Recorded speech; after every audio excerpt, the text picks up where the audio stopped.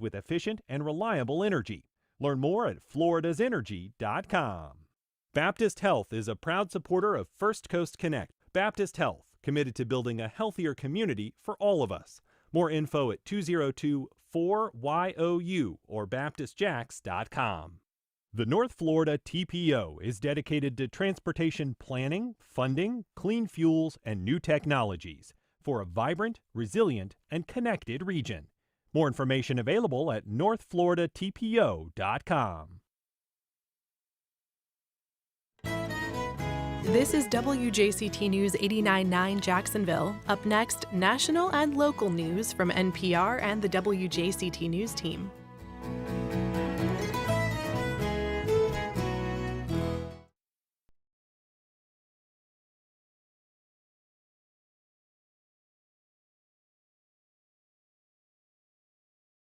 Good morning. I'm Ann Schindler. On today's First Coast Connect, cold weather nights and missing SNAP benefits. We discuss the city's response, along with recent criticism of JTA's downtown shuffle, on our monthly Ask the Mayor segment with Jacksonville Mayor Donna Deegan. Then, how AI bias led a Jacksonville teenager to win a prestigious STEM award from the Department of Defense. And keeping holiday spending local and supporting First Coast artists. We preview the First Coast Cultural Center's annual holiday shops. Join the conversation. Give us a call at 904-549-2937. You can also email firstcoastconnect at wjct.org or tag us on social media. It's all ahead this hour after the day's news.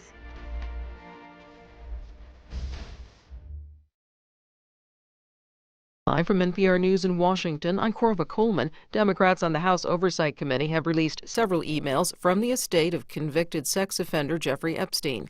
The emails refer to President Trump, including before he won election to the White House.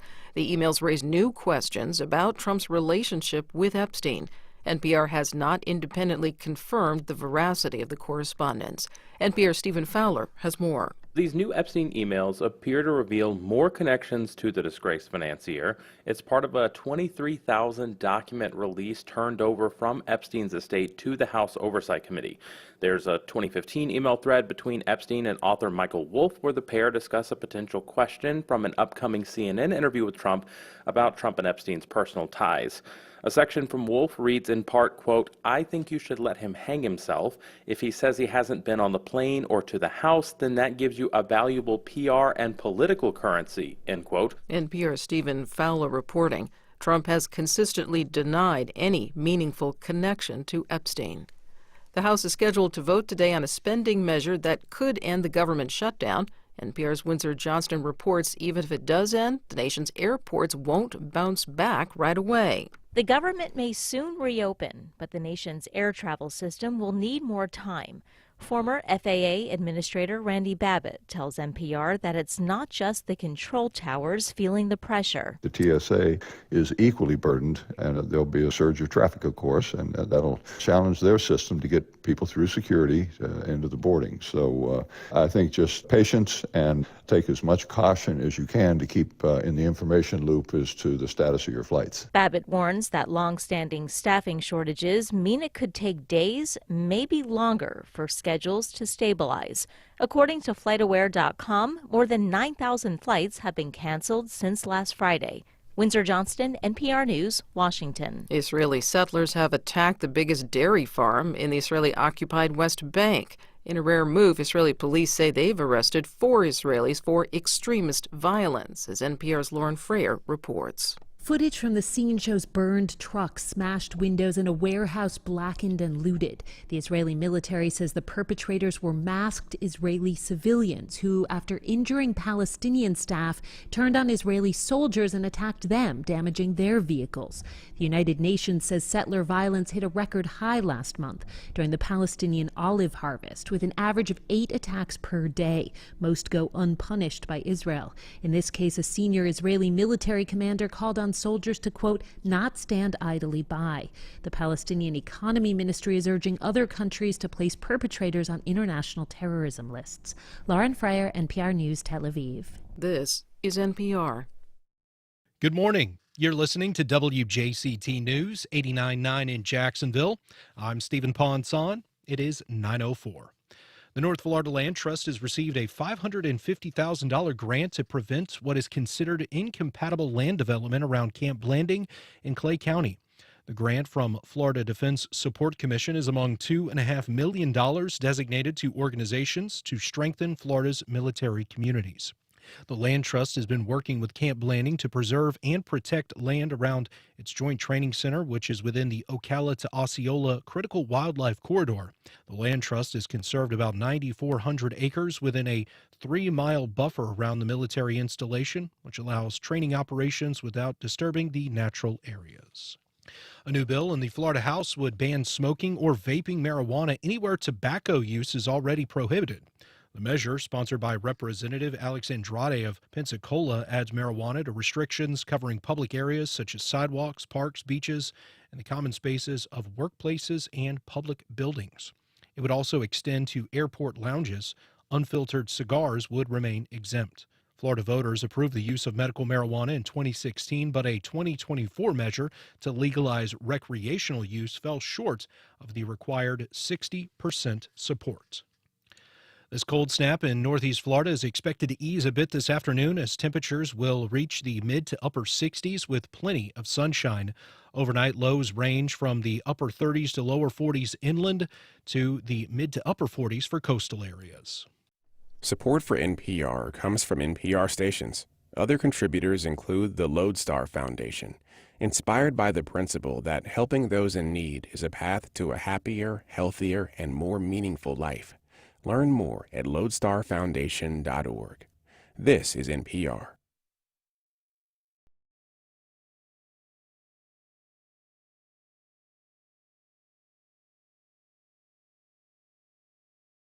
Support for First Coast Connect is provided in part by Baptist Health and North Florida TPO. Good morning. I'm Ann Schindler, and this is First Coast Connect. Today, emergency measures to fill in where the federal government failed. We ask the mayor about competing proposals to bridge the SNAP gap, as well as new criticism from one council member over the city's telehealth program. Later in the program, a local teen wins big for exposing bias in AI. But first, we're joined, as we are each month, by Jacksonville Mayor Donna Deegan. Mayor Deegan, thanks so much for being here. Good morning, Ann. Good to be with you. It is good to be with you. I'm wondering if you have warmed up from yesterday's parade at all? Oh, my gosh. It was great. It was perfect parade weather. Much better to be out there with a little chill than to sweat to death. So, yeah. As I was saying to you earlier, this is my kind of weather. And you're out running in it regardless. I love it so much. It gives me so much energy. I think it's great. Have you recovered simultaneously from the Jaguars' gutting loss? I don't know what you're talking about. I don't even want to. We shan't speak of it again. Okay. We shall not speak its name. Of course, Mayor Deegan joins us each month to discuss the city's latest news and also to take your calls and questions. You can give us a call at 904-549-2937, or you can email comments or questions to firstcoastconnect@wjct.org. All right. I want to start with kind of the reverberating, ongoing impact of the government shutdown, which is something that you have been dealing with and talking about, but is also the subject of a couple of emergency bills before the city council tonight at their meeting. So first of all, catch us up on what you are hearing about the local need, particularly when it comes to the roughly 160,000 people in this area who receive SNAP benefits. Yeah, so we're hearing that in some places the need has been escalated by about 300%. People are really hurting. They're concerned that it will take a long time to get this back in the road, even once the government shutdown is over. The gears of government don't always turn terribly quickly. So we just wanted to be proactive if we possibly could. We had talked to a number of SNAP recipients. In fact, had a couple of them, I think both were veterans who were really struggling. And so in addition to the programs that we already had, we wanted to put together a care coalition to try to make sure that all the organizations that wanted to offer help were able to offer as much help as was needed. And so we put together the Duval Care Coalition for that. And of course, as you said, we've got a couple of council members who have proposed different things in terms of stopgap money to go to places like Feeding Northeast Florida. So I think it really, at this point, I hate to say I expect anything. You never really know when in D.C. when things are going to happen or not happen. But my hope is that there will be a vote today that would reopen the government and get all this stuff at least starting. But it may be a month or so before people are actually starting to see their benefits again, and that could be really detrimental to folks. We're seeing a great need right now. And so that need will continue, as you say. And I just want to get your take on these two different bills. Yeah. Both would have to get 13 of 19 city council member votes because they're being introduced as emergencies. Right. 857 is introduced by President Carrico and Councilmember Salem. It would provide $200,000 to Feeding Northeast Florida, and it would basically be funded through the general fund's reserve. And then 858 is introduced by Jacoby Pittman, Rockman Johnson, and Reggie Gaffney, and it would provide $2 million, half of it from the city's general fund reserves and half of it from council reserves. Yeah. Obviously, there's a big difference between $200,000 and $2 million. Do you have a strong feeling about either, or which might have better chance of passing? Well, look, I think honestly, with council, always the lower amount's going to have the better chance of passing. I think the question is how great is the need, and I think that what we are trying to get our arms around right now is how long will it be that people are going without these benefits, and I think we don't really know a great answer to that right now. So I'm not exactly sure what council will do with either one of those proposals. I appreciate both of them. I mean, when we put this coalition together, it was really just to create community awareness and to tell people, listen, if you have the means, please donate or be part of the effort to help people. And I think Jacksonville's been very generous. I think you probably saw that Steve Pajic and his law firm committed $100,000 to RAM and the farmers market there for SNAP. There are all sorts of folks that have come out of the woodwork, but in terms of these bills, I suspect that council may be cautious until they know exactly what's going on. So to me, just in conversations that I've had, it seems most likely that they would approve the smaller amount first and then see if there was a need to go back for a greater amount. But if we found out, we're all trying to find out how long this is going to take. If they found out today that this may be a longer ongoing issue, I think they might be willing to think about the $2 million. Yeah.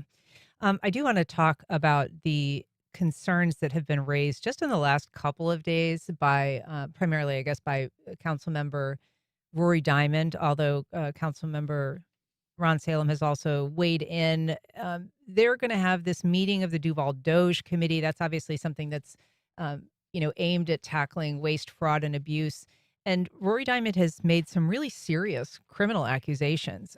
He has cited, quote, claims of Medicare and Medicaid fraud. He has cited, quote, potentially illegal conduct and serious misuse of taxpayer funds, and allegations that governments who own entities may be diverting contracts and government money to themselves. So he's said all of this. He hasn't released any actual information about what his concerns are, but this would be basically about the city's telehealth provider, which is through Telescope Health, but it is called Jack's Health Link. Yeah, I think that first of all, I hate to say that this is the way that Councilman Diamond seems to operate. He throws out a lot of stuff without a lot of backing. I'm certainly willing and interested to hear where all this goes, but at the end of the day, I want to point out a couple of things. I don't know how there can be Medicare or Medicaid fraud in a program that has nothing to do with Medicare or Medicaid. This is specifically for uninsured people, period, full stop. This is for people who have nothing. And it went through a complete RFP. Where a bidding process where people were bidding for that contract.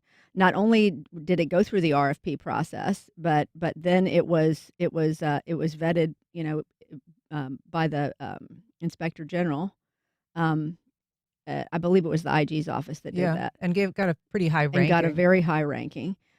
So these are programs that all benefit people that don't have Medicaid or Medicare, as I said. So I'm not sure how that can be true. But having said that, I don't know where this is going. Certainly we'll follow along. But the whole idea behind this, Ann, and this has already saved us millions of dollars in emergency room fees and saved people hundreds of thousands of dollars in terms of going to the doctor. this has been an extraordinarily successful program. It provides telehealth appointments for people who don't have insurance, and basically is designed to help avert them having to go to the ER. Absolutely. Mhm. And that's where all of our healthcare costs go up. And as you know, with what's going on right now with Congress and the ACA and all of that, we can't afford to have any more of that. I mean, we're already looking at a number of people who are also going to be looking for healthcare because of what's happening with the ACA subsidies, right? So this has been a really successful program, and one that has been vetted to death. And I'd like to also point out that the relationship with Telescope Health started under the previous administration during COVID. I want to ask you, he is, he also said, Rory Diamond, he said, we can't jump to conclusions. It's important that we have a thoughtful and methodical investigation. I mean, he said that alongside kind of basically making some allegations. Well, that's my point. I mean, why throw all of that? Why throw all of that out there? I mean, to the point where it sounds like somebody has done that he is making some accusations there. That seems like it's contradicting itself. But anyway, Well, I do think if there was one nugget that I gleaned, and this was from our news partners at News4Jax, Ariel Schiller spoke to him, and he said that it's his understanding that the service maybe either used to be free or could be free, and that we're paying for it. And I'm not clear on whether that's the case, if his assertion that the service ever was free or could be free, this telehealth referral.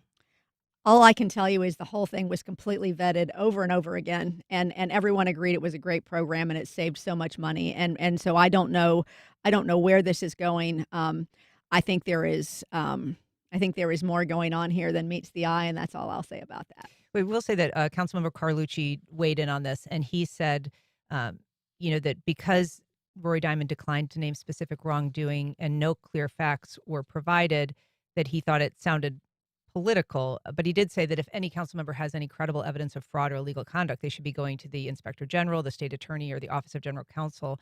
He doesn't think that the DOJ Committee is the place for that kind of vetting in the first place.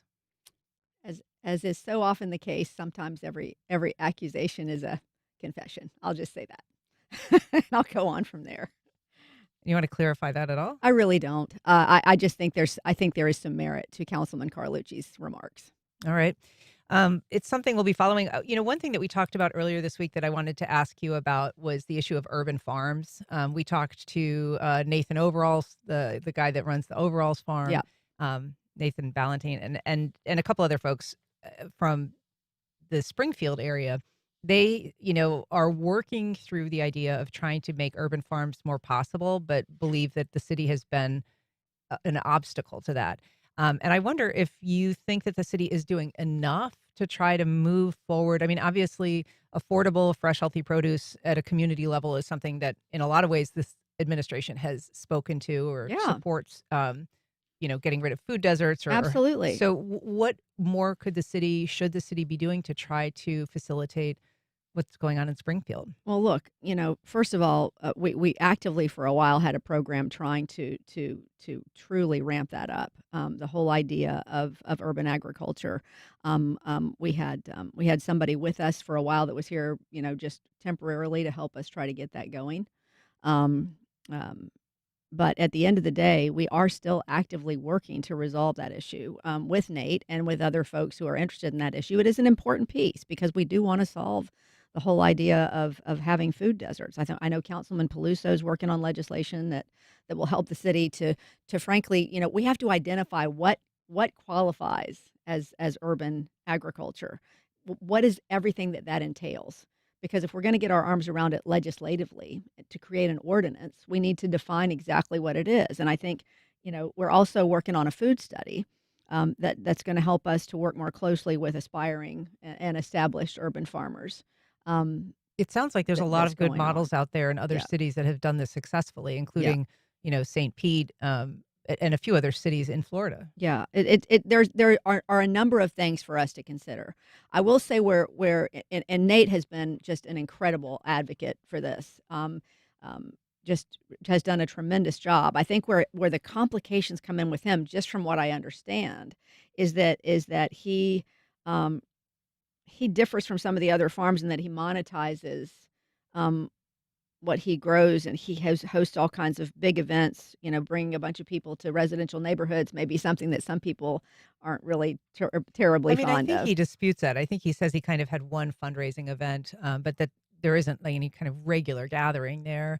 That it is a community farm, more like a you pick situation. I mean, I think his feeling is that the city has sort of amplified things that they don't agree with, or perhaps would raise issues, but that really aren't necessarily um, the problem. Well, let me be clear to say that have great respect for Nate, and really we are trying to work with him and with others who want to bring this to fruition. And I think that is what is happening right now. I think you have a couple of council folks who are very focused on it, and I think we'll see an ordinance sooner rather than later. I know the planning department really wants to get this resolved as well, and so we will get there. But we have to get there the right way.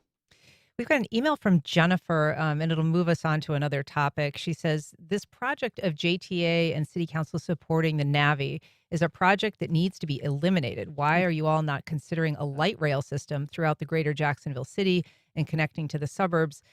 Obviously, that is a big topic of conversation right now. It is. We know that there have been questions asked of JTA's executive, Nat Ford, by the council recently. But, this is a $400 million project in the end. And right now, there's, concerns. Is it worth the investment that the city is going to make, the state and the federal government as well? Well, respectfully, I would disagree with the caller. I think that autonomous vehicles are going to be the way of the future. In addition to light rail, this is not an either-or situation. We have a large city. There will be other areas in which certainly light rail makes a whole lot of sense. But look, Ann, I said this to you before, and I truly believe this. We are a city that has been so car-centric for so long.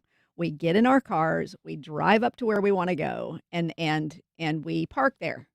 And given the rate of growth in our city and the rate of growth in our downtown too at this point, we need other methods to get people around. And I think as we continue to get more people moving downtown and more businesses and more activities downtown, this will make a lot more sense. For anybody to judge the Navy based on the fact that it's been open for a fraction of a second and say, oh, well, we don't have the ridership we need, so we should just eliminate the whole thing. It's reminiscent of me of what we did with the Skyway. You can't go 5 minutes down the road on something, decide it doesn't, strike out on a path, and let's see where it goes. I mean, I think that this is something that was investigated for quite a while through the JTA, but let's go on beyond that. Holon, who was attracted through this whole thing. We're going to be having a press conference today about Holon.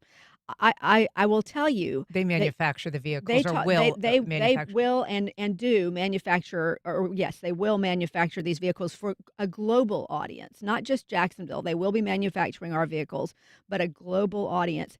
$300 million just off the bat is going to be into our economy from Holon, not to mention all the jobs and the manufacturing that will happen right here, which we desperately need. So you're talking about hundreds of millions of dollars. I'm telling you right now, we're going to see a return on that investment just through Holon. So that is a tremendous opportunity for us. And I would encourage folks, to check out the whole system. Holon will have one of their vehicles there this afternoon. I think from 1 to 6 at City Hall. We're going to have an event there at 3:00 where we're actually, speaking about all this stuff. I have to admit to you, at this point for me, it is a huge frustration hearing people dunk on this whole thing when it literally has been. We've investigated it. We've got people from Japan, people from Atlanta, people from all over the world that are looking at our system as a blueprint for how they might do their own. And we are so focused on one thing, which is not exclusionary. We can do light rail at the same time we're doing these vehicles. But this is something that I truly believe is the wave of the future. And I think we are leading on this. And I feel like, as a person who's been here, my family, for 5 generations, this is what Jacksonville always does. It's like if we started, it can't be good. Yeah. And I just don't agree with the take on that. At the same time, is it problematic? Do you have a conversation with somebody like Nat Ford when there's reports that they're, essentially asking employees to go ride the Navy and possibly, juicing the numbers on their ridership by doing so? It's okay. To me, this is just a straw man. I mean, it really is. You're asking your employees to go and try it out, to model, to see what it's like, to spread the word about it. It's all part of changing a system of folks who are just used to getting in their cars to trying to say, "Hey, try this." I don't understand what the big deal is about this, aside from it just seems like a gotcha to me. And I'm frustrated with this issue because there's so much upside, so much incredible upside to what is happening with autonomous vehicles in our city and the money that that will bring into our city, that I wish that the folks who automatically have to jump to, this stinks, this isn't going to work, give it some time and let's see if we can change behavior over time and see how all this stuff works. We've committed to it, and we should follow through with it. We've got a call from Daryl in St. Augustine. Good morning, Daryl. Go ahead. Hey, good morning. Thank you, Ann, and thank you, Mayor. The public transportation thing. Thank you for standing up for that. It is the solution. I attended the World's Fair in 1986 in Vancouver, and the monorail and the transportation system they have there for the public, like this, like the autonomous vehicle. Of course, it wasn't like that, but it is still there today. You can ride from the airport to 70 miles inland and never get in a car and get on the road. I can land in Vancouver and go 70 miles to my brother's house without ever getting in a car. This is, I'm driving down the interstate into Jacksonville right now. Every car around me has one person in it. Thanks, Daryl. Appreciate it. He's right. I mean, look, it is something that people have to get used to. But as downtown grows in population and people are looking for ways to get from point A to point B, and there's not a lot of places to park your car if you want to drive your car right up to the front of a building, these vehicles are going to become more popular, and we cannot judge it after it's only just begun. The people who are the biggest naysayers of this are the ones who never wanted to consider autonomous vehicles in the first place and wanted light rail to the exclusion of everything else. We are an enormous city. There's room for both. You're going to hate my next subject. That's okay. So I'm really glad. I'm really grateful to be able to already talk about this one. I mean, honestly, Yeah. it is such a point of irritation for me at this point because it just feels like so much what we do to ourselves in this city. We sabotage ourselves before we get started. Well, so this and I just don't want to is do going it to be anymore. me taking a dig at a all kind of pleasant topic, which is more parks downtown. The Okay. Shipyard's unveiling its new renderings this week. But just kind of looking big picture at this, North Bank, South Bank downtown. Yeah. We've got, the Emerald Trail with 30 miles of trail. We've got Metro Park, which is an 18-acre park right out here. We've got Shipyards West, which is, 9 acres. Riverfront Plaza, which is 9 acres. Friendship Fountain, the North Bank, South Bank River Walks, RAM, the River's Edge Park, which is over just across the bridge. Is there a too much when it comes to the amount of parkland that we're creating? We're already, paying to fill programming at parks like James Weldon Johnson and Lift Every Voice. Like, how do we make sure that these spaces are activated, that they're used, and that they're not dead spaces or a drag on finances? This is why we have developed or worked with an organization, worked with the Parks Department to develop this group that's going to be helping to program the parks. They will be fundraising for the parks. So we are following successful models from other places around the country that have developed park systems like ours. Look, it's a quality of life issue. We need to open up our riverfront to make sure that people can feel like they can activate it and use it. That will be done by having amenities, but also lots of green space, having places for people to live, work, and play. And that's what we are trying to develop. There is no getting this land back once it's gone. And the fact that we can provide all these areas, especially along our beautiful waterfront and along our historic neighborhoods, for economic development, for people to move, for people to be outside and enjoy what is clearly our greatest natural amenity, which is our water. To me, I don't even really understand the question. I feel like this is the best possible investment that we can make in our city. I understand we have a great deal of park space, and that's something we can debate all day long if you want to. But the areas that we have targeted in the community benefits agreement with the Jaguars, in spending money on this Emerald Trail, which will create so much economic development for underserved areas. I just don't even know why it's a question anymore. It is a huge quality of life issue, and one that will bring jobs, vibrancy, and an opportunity for a healthier population.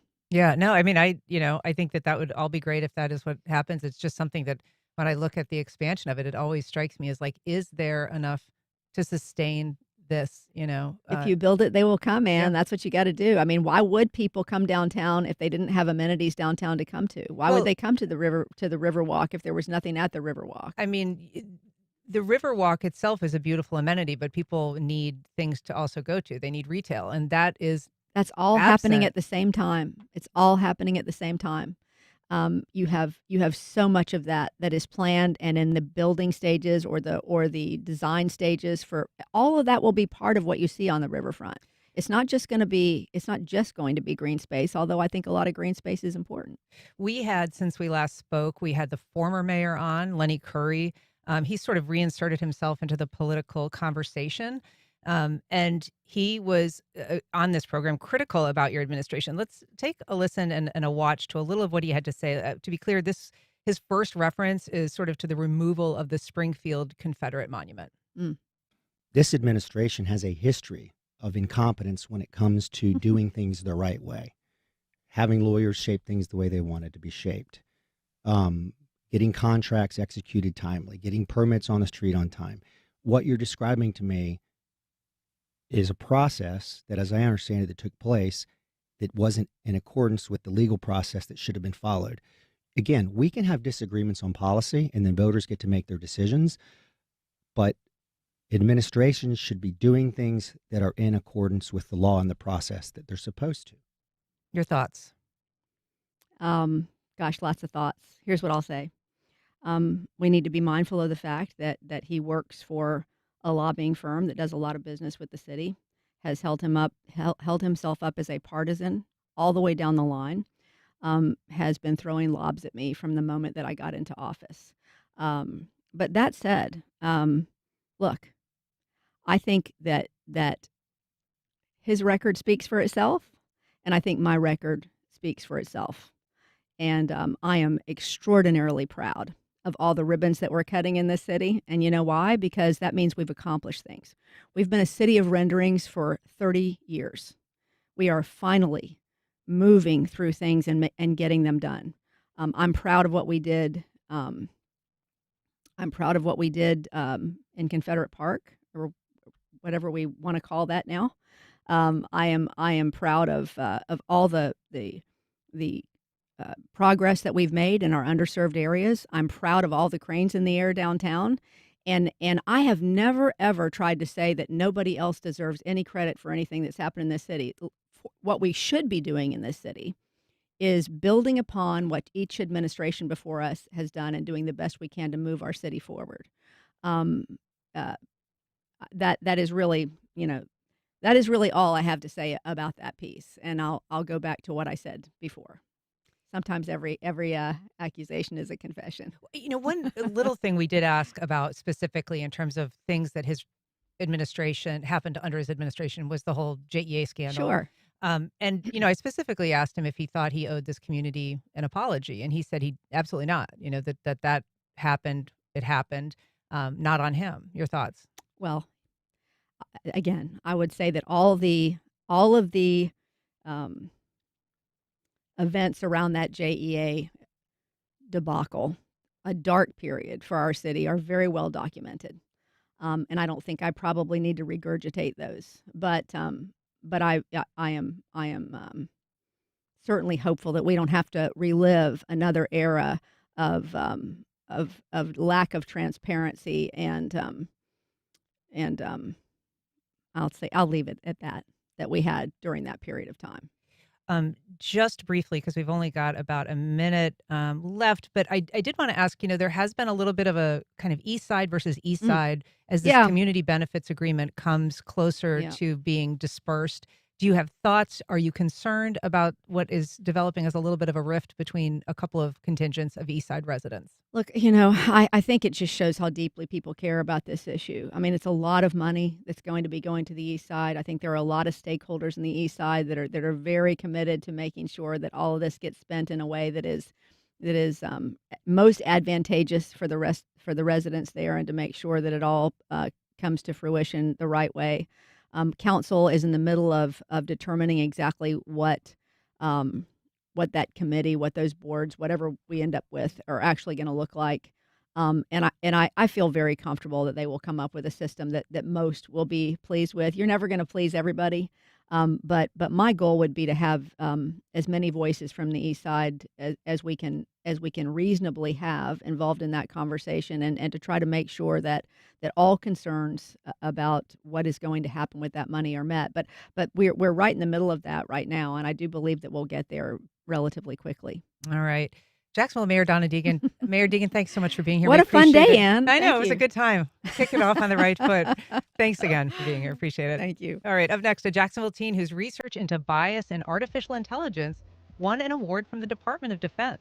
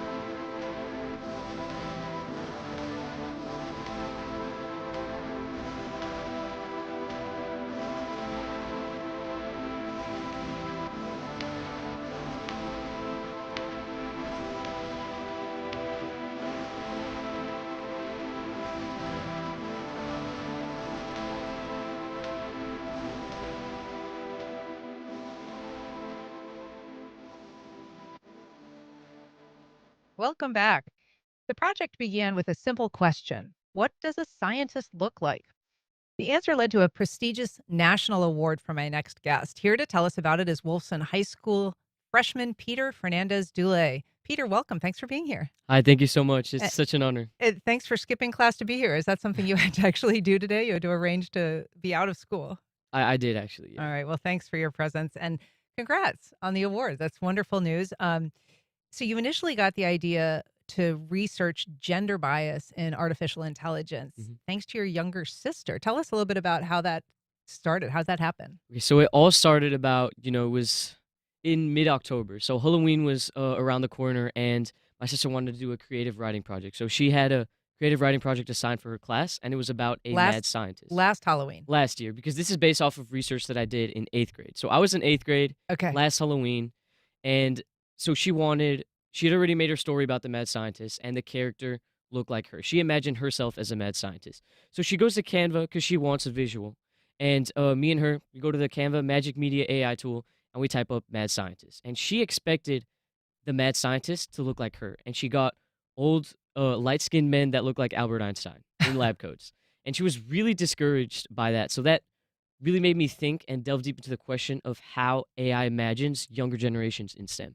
And so Canva, for people who aren't familiar, it's kind of a graphics building platform that people can use to make images, yes, or design, things that they're looking to design. And so this is one of many kinds of programs that incorporate some form of AI, especially in search tools. And so she's searching for mad scientist. She was obviously disappointed and surprised by the results. How about you? Were you surprised when you saw what came up?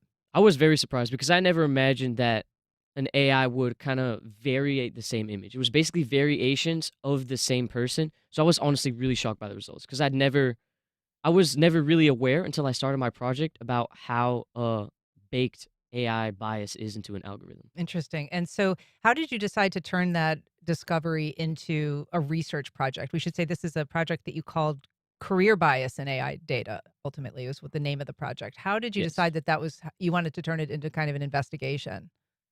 So, my science teacher, Mr. Gary, we had to do a science project. It was assigned for a class, and if we wanted, we could submit it to the local fair. So what I decided to do is that I just went to Canva one day and I started generating more images of scientists, and I'm like, okay, so how can I refine this?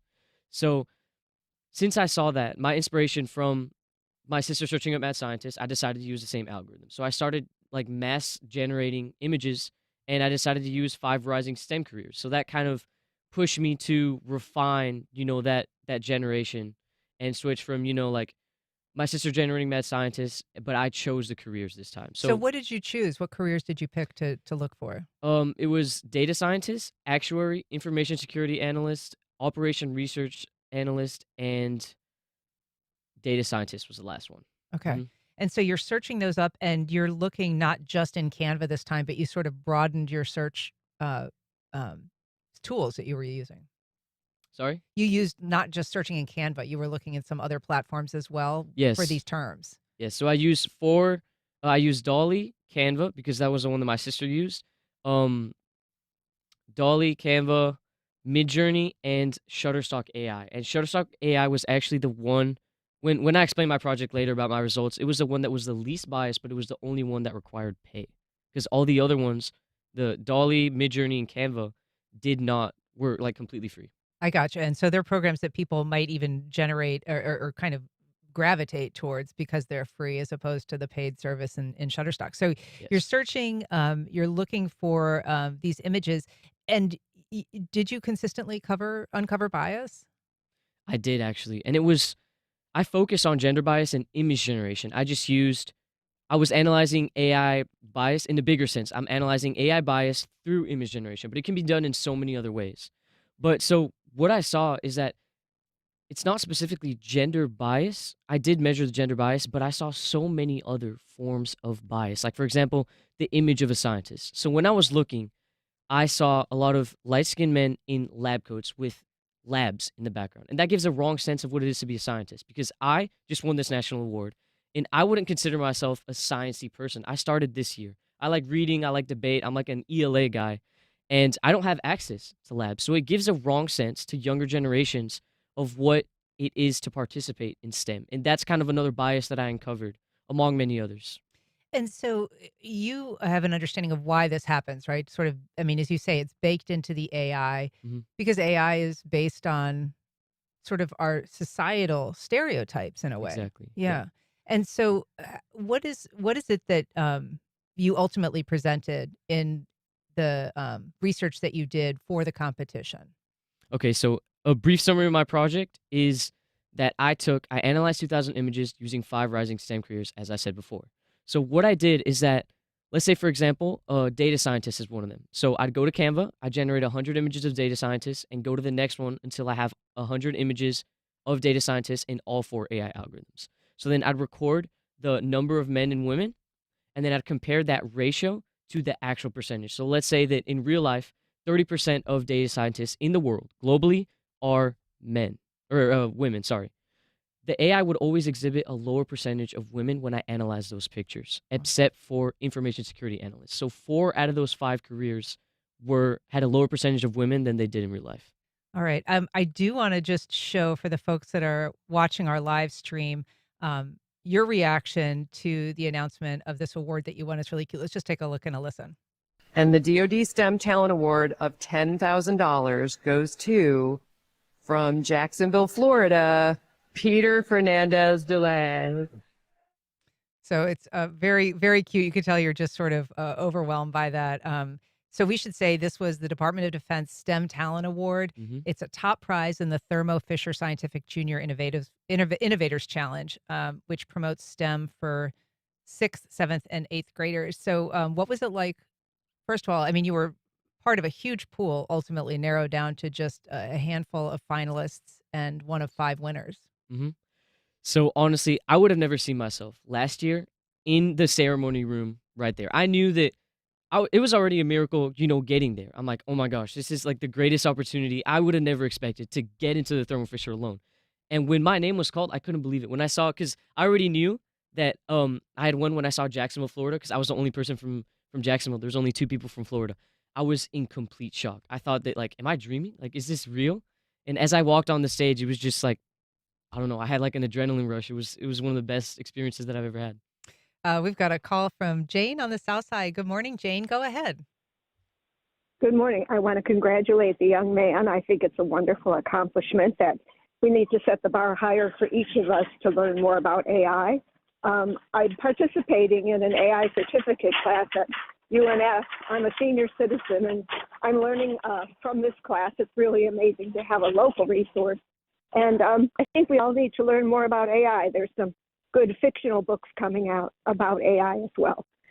Yeah, Jane, thanks so much. I mean, it really is an impactful technology, Peter, and it's something that I'm guessing you're encountering more in the classroom, also out of the classroom. How is it currently being used by your peers? How is it being used in education? Where are you seeing AI in that, just kind of in your day-to-day life at this point?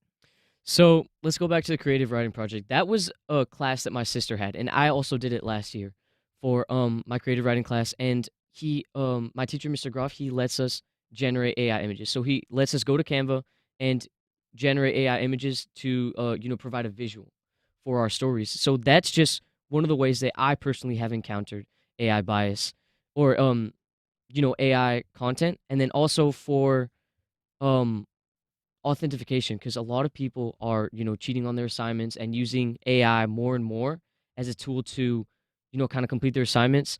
So AI plagiarism checkers is also another thing that I've been seeing. And lastly, Sora AI. I don't know if you've heard of it, but it's had a huge boom in like the last 3 weeks. And this is sort of like the image generator that is very easy to kind of create deepfakes with. Yes, exactly. So I have seen a lot of people using Sora AI. A lot of people have the app. A lot of my friends. And how do they use it? Where are you seeing it? So we do deepfakes of each other, and there's just like a lot of content on there. So we just like scroll and see like what people have done. And what's really shocking is that the line is getting blurred between what is a real video and what's not, because sometimes I honestly can't tell the difference. So that really kind of stresses that it's super important to expose these stereotypes before we know what's AI generated and what's not. Is it concerning to you when you see a deep fake, or somebody is doing a deep fake of you that is indistinguishable? Or do you see it being used in ways that are not helpful or are harmful? I haven't seen any harmful ones so far, and no one's ever done a deep fake of me, but there certainly can be, negative motives to do it. And I can definitely see some harmful things. And all of this content that's getting generated, that deepfake image is going to be in the Sora AI's algorithm system.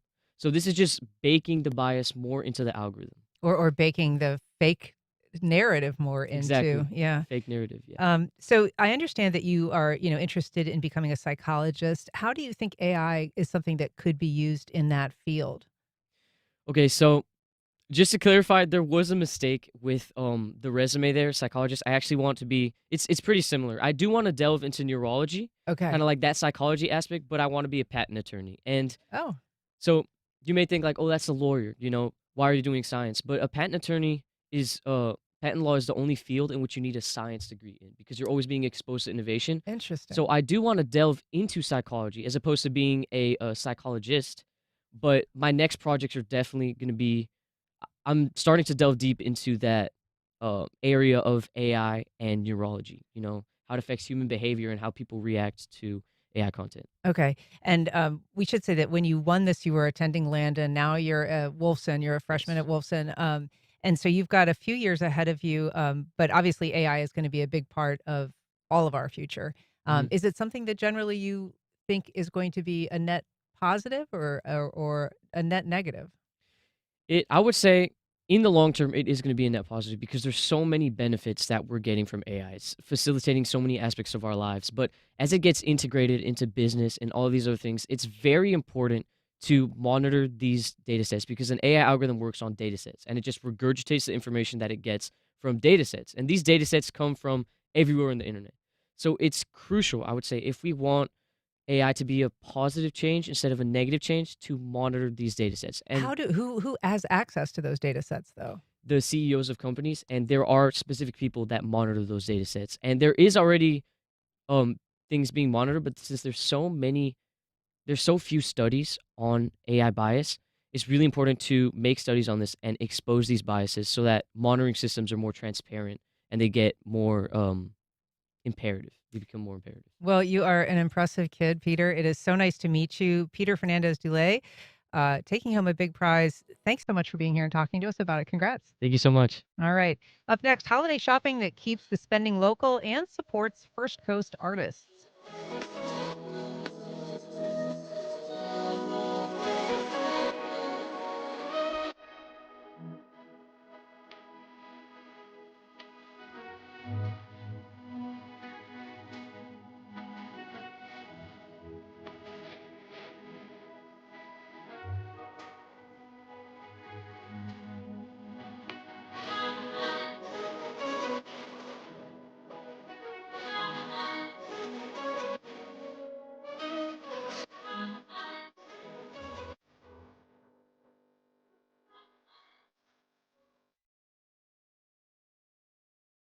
Congaree and Penn, dedicated to agriculture and culinary endeavors, offering field-to-fork dining and outdoor experiences on over 300 acres.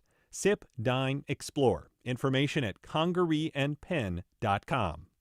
Terrell Hogan Law. I'm Wayne Hogan. When people are hurt through no fault of their own, finding the who, what, when, where, why, and how that led to the accident is critical to proving the truth. More at terrellhoganlaw.com. Congress has approved a White House request to eliminate federal funding for public media.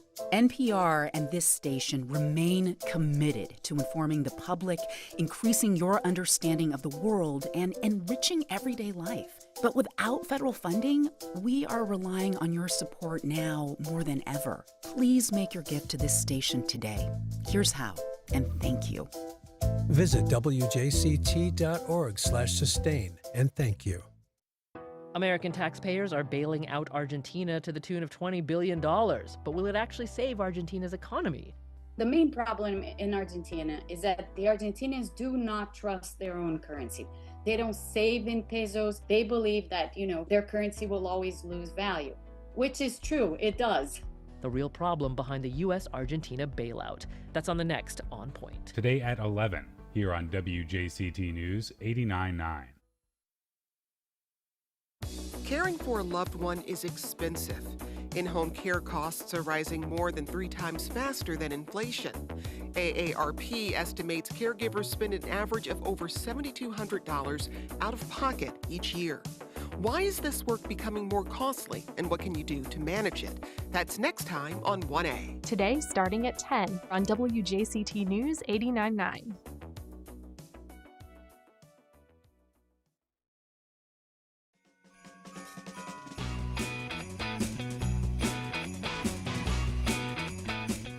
Welcome back.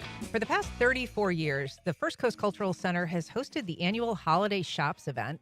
Here to tell us what should be on this year's shopping list is Sylvia Romero, Senior Operations Director at the First Coast Cultural Center. Sylvia, good morning. Good morning. Thanks for having us. We're also joined by Kimberly Sheridan, the group's fundraising manager. Kimberly, thanks for joining us. Yeah, thank you for having us. So there are cultural institutions that do holiday shops around the area. There's Fernandina Beach, St. Augustine, downtown, Jacksonville, of course. What is it that the First Coast Cultural Center does? What's different about your holiday shopping experience than in some of these other areas? Yeah, our holiday shops has been around in the community for over 30 years. We are in Ponte Vedra Beach. We are in Sawgrass. We have vendors that come from all over. We have local vendors, and we also have a couple vendors who come from other states, and also one who comes from out of the country, comes from Peru with some really unique pieces. But we have woodworkers, glass workers, we have woven clothing, we have shoes and jewelry and different kinds of accessories and decor. But what makes our holiday shop special is that it supports First Coast Cultural Center. And we are an organization that is all about just advancing the arts in our community and offering, we have free programming, free events, as well as paid educational programming for adults and children. And this event really helps us fund our purpose and our mission in the community. And Sylvia, it's a nonprofit, and so it does rely on kind of donors and members and such. But has that always been part of the model for the Cultural Center? Absolutely. So, as a nonprofit in the area for 30 years, absolutely. And we strive on membership and awareness and people coming to these programs and events. So, holiday shops on the weekend of November 21st through the 23rd, Saturday and Sunday being open to the public for just a $5 suggested donation, and then the Friday night being a special private preview that's ticketed, which is very unique and special. But this is one of our flagship programs and really allows us to continue perpetuating some arts programming through the community. So our mission is to bring the arts into the life of the community through three ways, which is arts education programming, exhibitions, and outreach. And there are a lot of really wonderful holiday shops organizations in town, but we're kind of the only institution like this that's an educational institution between downtown Jacksonville and downtown St. Augustine. And so you talked about all the variety of things that are available.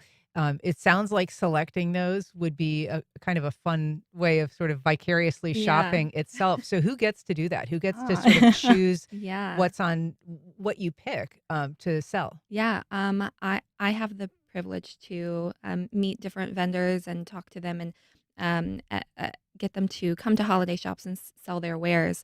But also, some of these vendors have been frequenting our holiday shops for almost as long as we've been having it. You know, there are vendors who have been here over 10 years, over 15 years, over 20 years, who just return again and again because they love holiday shops and they love supporting us and they love just being in the community and the thrill of the event, I guess, is a big part of it too.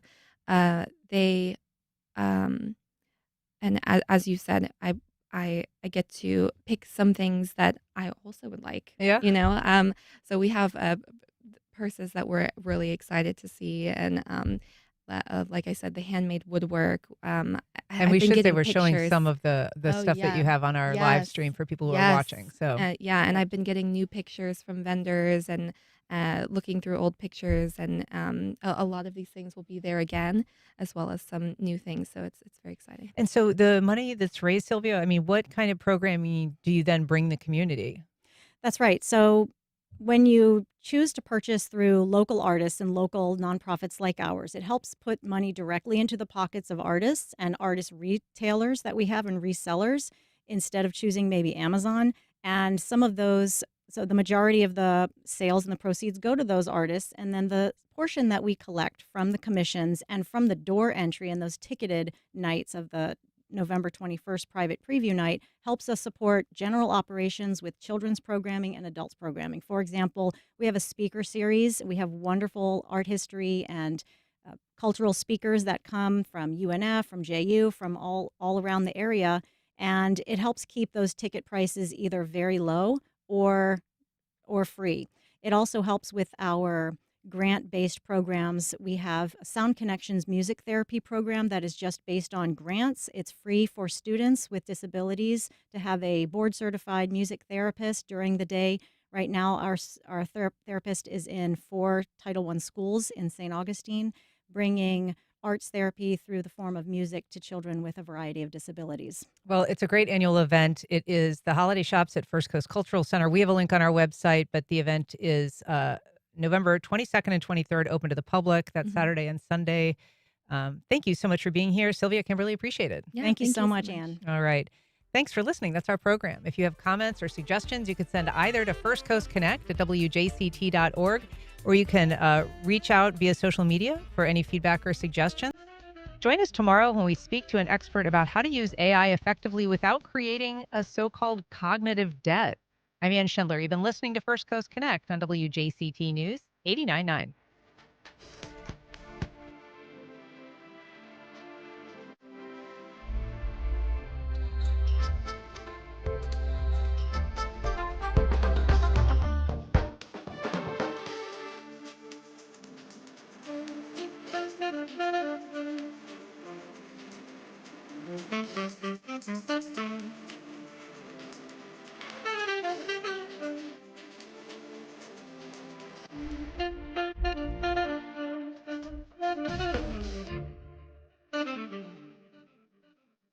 Support for First Coast Connect is provided by Baptist Health and the North Florida TPO.